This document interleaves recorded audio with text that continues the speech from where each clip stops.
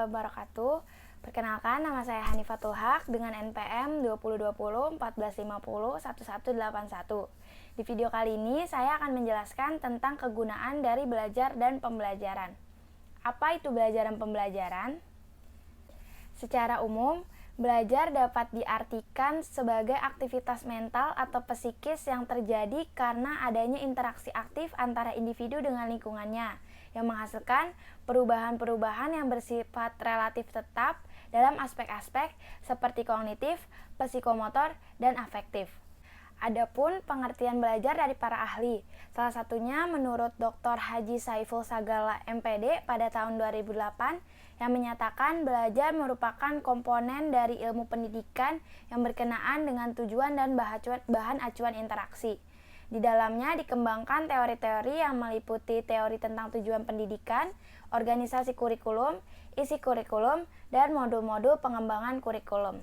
Berdasarkan pengertian tersebut, dapat disimpulkan bahwa belajar itu senantiasa merupakan perubahan tingkah laku atau penampilan dengan serangkaian kegiatan, misalnya dengan membaca, mengamati, mendengarkan, meniru, dan lain sebagainya. Juga belajar itu akan lebih baik kalau si subjek belajar itu mengalami atau melakukannya sendiri. Jadi tidak bersifat verbalistik. Belajar sebagai kegiatan individu sebenarnya merupakan rangsangan-rangsangan individu yang dikirim kepadanya oleh lingkungan. Dengan demikian, terjadinya kegiatan belajar yang dilakukan oleh seorang individu dapat dijelaskan dengan rumus antar individu dan lingkungannya. Dan juga, belajar itu membawa perubahan tingkah laku karena pengalaman dan latihan. Perubahan itu utamanya didapat karena kemampuan baru dan perubahan itu terjadi karena disengaja. Selanjutnya ada pembelajaran. Secara umum, pengertian pembelajaran adalah upaya yang dilakukan untuk membantu seseorang atau sekelompok orang sedemikian rupa dengan maksud supaya di samping tercipta proses belajar, juga sekaligus supaya proses belajar itu menjadi efektif dan efisien.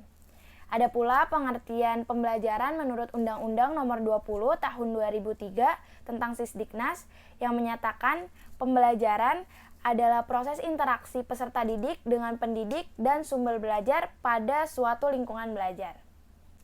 Berdasarkan pengertian tersebut, dapat diidentifikasikan bahwa pembelajaran memiliki ciri-ciri. Yang pertama, merupakan upaya sadar dan disengaja. Yang kedua, pembelajaran harus membuat siswa belajar. Yang ketiga, tujuan harus ditetapkan terlebih dahulu sebelum proses dilaksanakan. Dan yang keempat, pelaksanaannya terkendali baik isinya, waktu, proses, maupun hasil. Selanjutnya ada tujuan dari belajar dan pembelajaran. Apa sih tujuan dari belajar dan pembelajaran? Tujuan belajar adalah sejumlah hasil dari hasil belajar yang menunjukkan bahwa siswa telah melaksanakan tugas belajar yang umumnya meliputi pengetahuan, keterampilan, dan sikap-sikap yang baru yang diharapkan tercapai oleh siswa. Tujuan belajar adalah suatu deskripsi mengenai tingkah laku yang diharapkan tercapai oleh siswa setelah berlangsungnya proses belajar. Dan juga tujuan belajar dapat diartikan sebagai suatu kondisi perubahan tingkah laku dari individu setelah individu tersebut melaksanakan proses belajar. Melalui belajar diharapkan dapat terjadi perubahan atau peningkatan bukan hanya pada aspek kognitif tetapi juga pada aspek lainnya.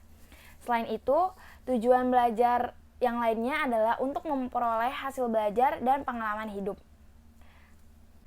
Lalu ada tujuan pembelajaran. Tujuan pembelajaran pada hakikatnya adalah rumusan tentang perilaku hasil belajar, yaitu kognitif, psikomotor, dan afektif yang diharapkan untuk dimiliki atau dikuasai oleh si pelajar setelah si pelajar mengalami proses belajar pada waktu tertentu. Yang menjadi kunci dalam rangka menentukan tujuan pembelajaran adalah kebutuhan siswa, mata ajaran, dan guru itu sendiri. Suatu tujuan pembelajaran sebaiknya memenuhi kriteria sebagai berikut. Yang pertama, tujuan itu menyediakan situasi atau kondisi untuk belajar. Yang kedua, tujuan mendefinisikan tingkah laku siswa dalam bentuk dapat diukur dan dapat diamati. Dan yang ketiga, tujuan menyatakan tingkat minimal perilaku yang dikehendaki. Tujuan pembelajaran juga merupakan landasan bagi tiga aspek, Yang pertama, penentuan isi atau materi bahan ajar. Yang kedua, penentuan dan pengembangan strategi pembelajaran. Yang ketiga, sebagai penentu dan pengembangan alat evaluasi. Tujuan pembelajaran dapat diklasifikasikan menjadi dua, yaitu tujuan umum dan tujuan khusus. Tujuan umum adalah pernyataan umum tentang hasil pembelajaran yang diinginkan yang mengacu pada struktur orientasi. Sedangkan tujuan khusus adalah pernyataan khusus tentang hasil pembelajaran yang diinginkan yang mengacu pada konstruktur tertentu.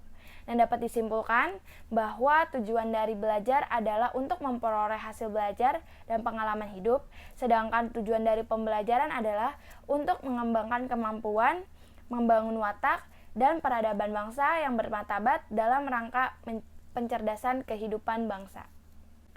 Selanjutnya, ada manfaat dari tujuan pembelajaran. Upaya merumuskan tujuan pembelajaran dapat memberikan manfaat tertentu baik bagi guru maupun siswa. Nana Saodih Sukmadinata pada tahun 2002 mengidentifikasikan 4 manfaat dari tujuan pembelajaran, yaitu yang pertama, memudahkan dalam mengkomunikasikan maksud kegiatan belajar mengajar kepada siswa, sehingga siswa dapat melakukan perbuatan belajarnya secara lebih mandiri. Yang kedua, memudahkan guru memilih dan menyusun bahan ajar. Yang ketiga, membantu memudahkan guru menentukan kegiatan belajar dan media pembelajaran. Yang keempat, memudahkan guru mengadakan penilaian. Akhir ada ciri-ciri dari belajar dan pembelajaran. Ciri-ciri dari belajar apa aja sih? Yang pertama, ada terjadi perubahan perilaku yang dapat diamati dan tidak dapat diamati. Yang kedua, perubahan perilaku hasil belajar biasanya bersifat menetap atau permanen. Yang ketiga, proses belajar biasanya memakan waktu lama dan hasilnya adalah perilaku individu. Lalu ada ciri-ciri pembelajaran. Yang pertama, terdapat unsur guru. Yang kedua, terdapat unsur siswa pastinya. Yang ketiga, terdapat kegiatan guru dan siswa. Yang keempat, bertujuan untuk mengubah perilaku siswa. Yang kelima, terdapat interaksi antara guru dan siswa. Dan yang keenam, terencana atau terprogram proses dan hasilnya. Sekian materi yang saya sampaikan hari ini lewat video ini. Kurang lebihnya mohon maaf. Wassalamualaikum warahmatullahi wabarakatuh.